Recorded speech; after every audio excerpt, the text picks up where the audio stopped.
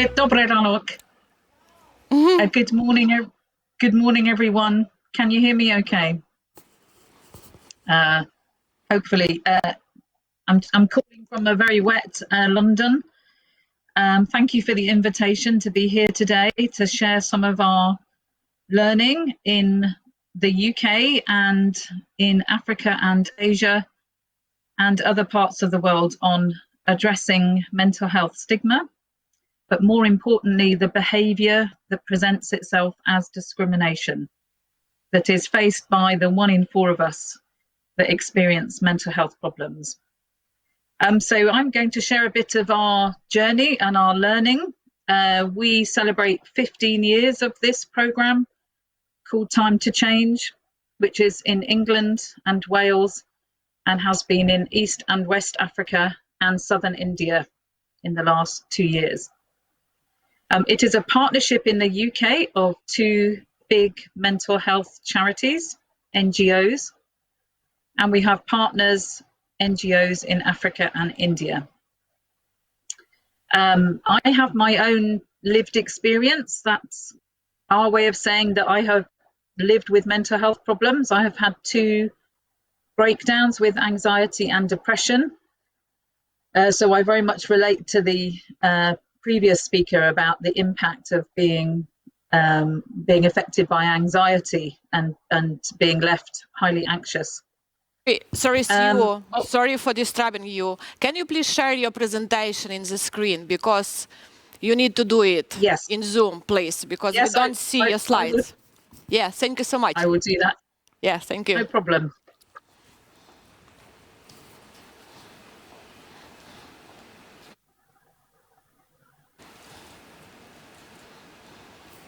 Okay.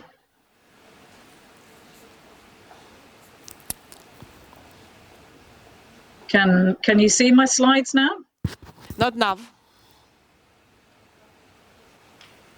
Yes, we see your slides. Please go ahead.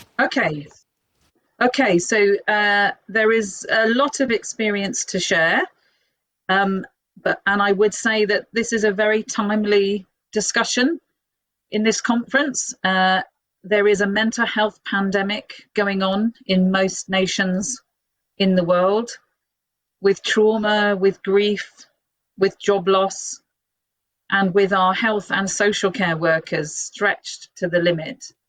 So the mental health and well-being of all of us and the health and social care workforces are at breaking point. That's why it's so important that we can talk about mental health. We can change the way we think about and act about mental health. And why do we do this work on stigma? Well, this was a survey about 4 years into the campaign in England.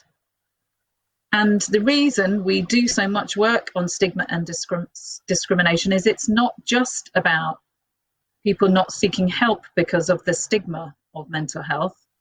As you can see in these slides, which I'm afraid are in English, but 55% of people in our network said that the stigma affected their friendships and their social life. It affected them at work, either in a job or seeking a job. It affected their relationships with their families, 51%. It affected their ability to find relationships and date, and that's 33%. And it affected how they experienced health and mental health services. So unfortunately, stigma is not just about not accessing help. It's about your daily life. It's about working. It's about friendships. It's about relationships. It's about social inclusion. So we set up Time to Change here in England in 2007, and I'll share with you some of the results after 15 years at the end of this presentation.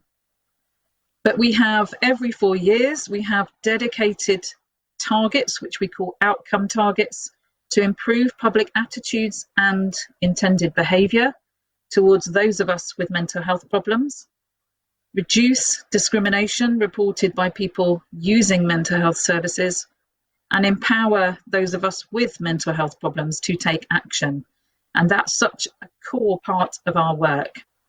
So I'm going to focus on that and how that fits into a very big programme of about somewhere between 20 and 25 million pounds for every 4 years. So it's a big national programme of work. Our very big programme in the second phase, as you can see, we had 6 or 7 national projects at the top of this slide, where we had an advertising campaign on TV, on radio, out of home, on the tube in London, for example, in major cities around the UK, on radio, in the newspapers, and more recently over the last 10 years using social media.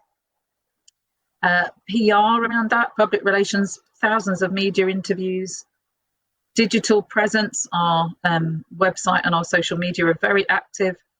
We've worked with media producers and script writers and actors and actresses, about 80 scripts a year that are on TV and radio. And we work with employers. We have 1,500 pledged employers who are taking action on mental health and stigma in the workplace. But what really is equally important than the big national campaigns, just as important, is the community work, sharing our stories in a safe and powerful way, person to person, what we call social contact. And that means the bottom level is that we have to have a big movement of people trained and supported to share their stories. And I guess what that means is putting a human face on mental health issues that are so stereotyped. People will talk about crazy people, lunatics. They think about asylums. They don't think about modern care. And that there are millions of us in the Ukraine, in the UK, everywhere in the world, who are parenting, who are working, who are partners, who are teaching. You know, we are in every community, but you won't know that because people are too afraid to speak out. And that just keeps the silence circling, the stigma that stops us sharing our experiences and stops the general public understanding mental health and responding differently. So just very quickly, because we are short of time, we have built up a very big, powerful movement that is active in communities, active nationally, and active online. I was going to share a quick video about with 3 champions. These are people with mental health issues who share their stories and why are they doing this on stigma.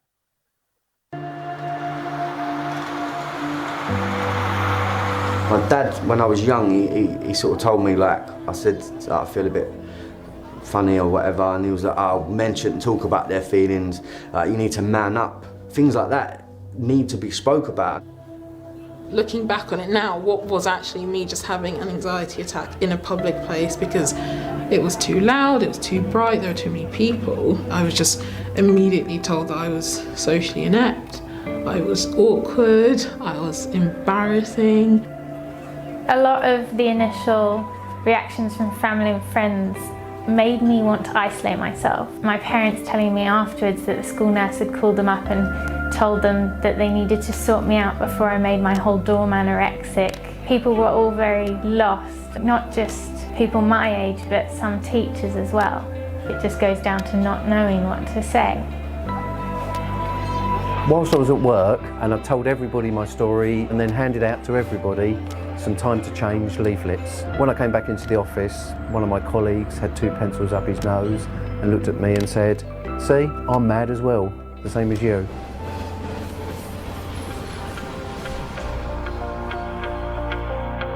As terrified as I am to kind of talk about mental health sometimes, it's far too important. What I've been doing in schools is going in and giving my testimony. It was kind of scary at first because it's your kind of whole life written on 2 sides of a piece of paper, just shoving it all into 10 minutes. But at the end, a boy came up to me and he was like, it's so nice to finally hear someone talking about this. I could see on his face that he'd just been waiting to talk to someone. I've held 2 events of Time to Talk. Basically, we've advertised it, said come along, We're just going to sit down and talk. And once somebody else says that, it is so empowering that you think, Christ, I'm not alone here. I wrote a blog for Time to Change, and it had like a really positive response, and people were like, wow, this is like really powerful and I can relate so much to it. I think for the first time in about maybe 2 or so years, I actually felt so normal. My partner now, she's amazing. This morning I was feeling really anxious, and she got up with me. She didn't have to get up. She got up with me, made me a cup of tea, sat down, and like was just making sure I was all right. The people around me have changed. You know, my family are a lot more open to it. I have friends who have made leaps and bounds in understanding. It's not something that I should be ashamed of. It's not something that I need to keep as a taboo topic, because there is no reason, you know, if I had a physical health problem, I wouldn't be embarrassed. We've all dealt with similar sort of things, and by talking about it, it sounds so simple, but it works. We can't keep acting like it's someone else's problem. It's our problem, it's everyone's problem.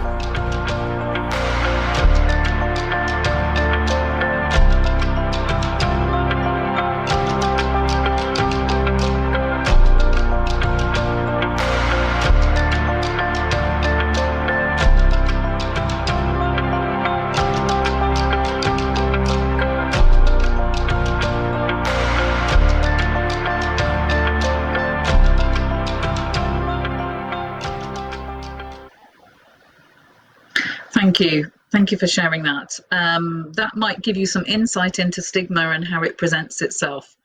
So I just wonder if I could I'll speed up a little bit, but we talk about lived experience, leadership and inclusion. So we have people with mental health problems at the heart of everything we do. We've trained over 3,000 adults and young people. We support them to safely share their stories at community events, where we interrupt the public, whether they're going shopping, going to work, on the bus, at the train.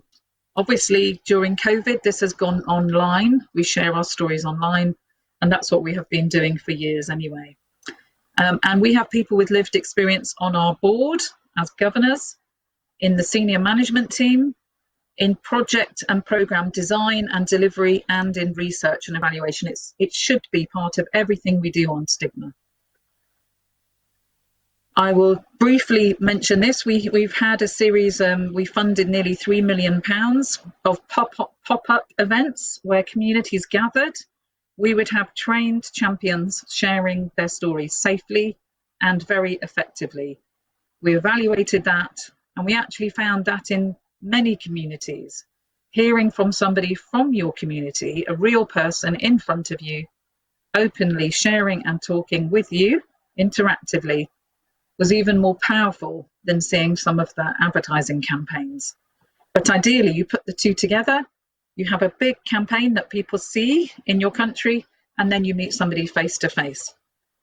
We've had Story Camp, where we train people up to write blogs, to use social media, and to do media interviews as well. If we have time to play this is now just linked to that. This is some of our public campaigns in the early days, talking about the importance of talking about mental health. And these are champions, real people in our TV adverts, and their family and friends, and how they struggle to talk about mental health. If we could show this one quickly now.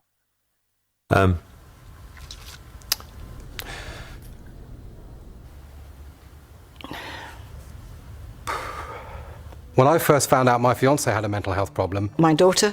My son had a mental health problem. I really didn't know what to say. But you don't have to be an expert to talk about mental health. Just having a conversation can really help. Hear our stories online. And start your conversation today. It's time to talk. It's time to change.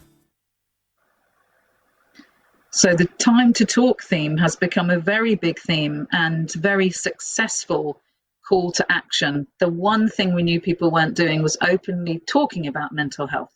So we provide information, we provide the behavioural tools, we have tips for talking at communities, workplaces, schools, everywhere.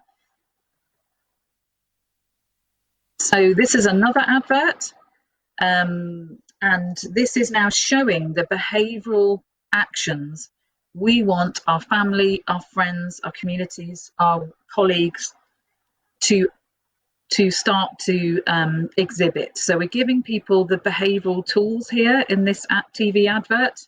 This went on TV. So this is a short clip. Again, it shows our real champions with their supporters. So we will show you this very quickly. 1 in 4 of us will experience a mental health problem in any given year. And when I was just feeling down, a phone would go out, it'd be a text from Matt, or a phone call, or an email, or a stupid joke. He's got an endless supply of really rubbish jokes. He'd just say to you, you can't stay in, it's the weekend, you know, get ready, we're going to go out to the park. Throughout the years, I've struggled with a mental illness on and off. It's the little text messages that Birgit sends. Sometimes the little things can make a big difference. You don't need to be an expert to support someone. More than 60,000 people have made their pledge. Search for Time to Change online to add your name today. Okay, so all of our adverts are driven by audience insight. So what is stopping people talking more? What's stopping people supporting us and not discriminating? And it was often the fear of not knowing what to say, which is why we have that line that you don't have to be a mental health expert to talk about mental health. And then we're showing the behaviours, because people then were like, well, we want to support somebody, we don't mean to stigmatise. What can we do? So the little things, it's the little things was our next strategy from that audience research, that actually there are little things you can do that will make a big difference. We have a National Day of Talking About Mental Health. It's actually tomorrow here in England, but across the UK, where we give tools and resources for people to have their conversations in all kinds of settings. And then just finally, we know we've changed attitudes by 12.7%. That's over 5.5 million people have transformed their attitudes. This is academic research. We've changed intended behaviour, willingness to live with, willingness to work with, continue relationship. Discrimination has dropped from 42 to 26%. That's very significant achievement in behaviour change. And the UK print media have transformed the way they report on mental health. And we took this learning and adapted it globally. And I wondered if we have time just to share one of the adverts featuring real people in Nigeria. Sorry, it's you. We don't have time, unfortunately, because we also have some problems with our timing. But thank you so much for your presentation. And I have only one question to you, because our country is like at the beginning of this way to engage champions, to engage people with mental health problems and make them like the heroes of our campaigns. What would you recommend for our country? How to start? How to engage these people? How to make this process open and trustful for people who have some problems with mental health? How to start? Well, it is very similar to the work. Yes, very similar to the work in Africa and India, where people aren't talking either. So we've started with training and supporting people who are going to speak out at community events, and they featured in the advertising. But you also need the campaign to aim at the general public. You can't just get people to speak out on their own. You have to do it as a group with others supporting each other. So it's not just one person. There's a group of people that you train who can support each other. And then you have a campaign that the public will see so that they have the knowledge and the tools to behave differently. You can't just do it with people with lived experience. You have to wrap around a campaign. Thank you so much for your answer. I hope that we will have more questions from the participants, and we will come back and we will answer them during the SHKALA during this day. Thank you for your time and that you have been being with us, and I wish you good mental health and good health. Шановні колеги, Дякую. Thank you.